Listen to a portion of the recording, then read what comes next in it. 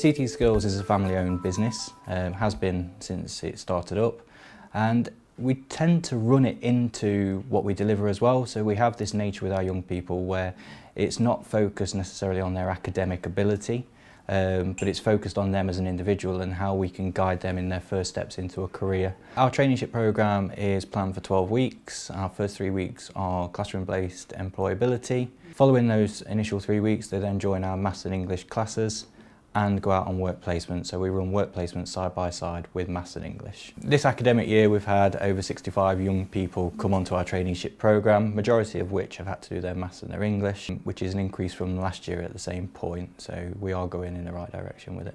Quite obviously everyone's different and you have different barriers to their learning, and it's all about getting to know them on a one-to-one basis. What I normally try to do is whenever I'm trying to embed English into a math session, it could be just as basic as getting them to read off a text or getting them to read the aims and objective. And I find that through like little subtle things like getting them to pick out certain maybe like spelling errors or words that they might not understand, because in a maths assessment you're allowed to bring in a dictionary for words that you don't understand. So sometimes just picking out certain key words can really embed English and improve on their English whilst doing the maths. When I first started my traineeship, I did a first part doing like on my CVs and confidence and levels, and we did games, team building. And I picked loads up from that, like I had to seal myself in the interview and questions not to ask and ask, which I've been to interviews before and asked, and I thought I shouldn't ask that question now.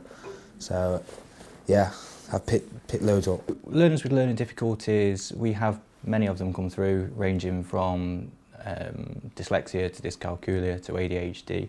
Some of them may have Asperger's.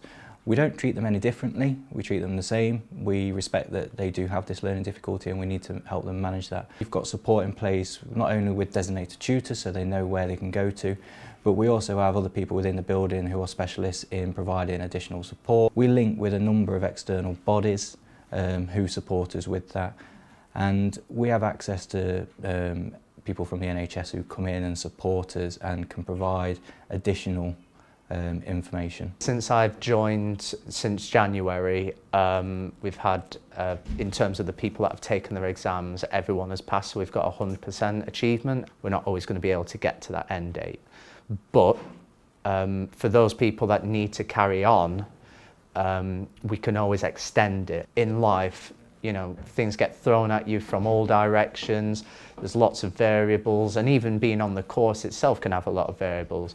If you want to go into construction, you have to go through to do your CSCS, you've got your placement, so you know, just having to focus solely on your English and maths sometimes isn't possible.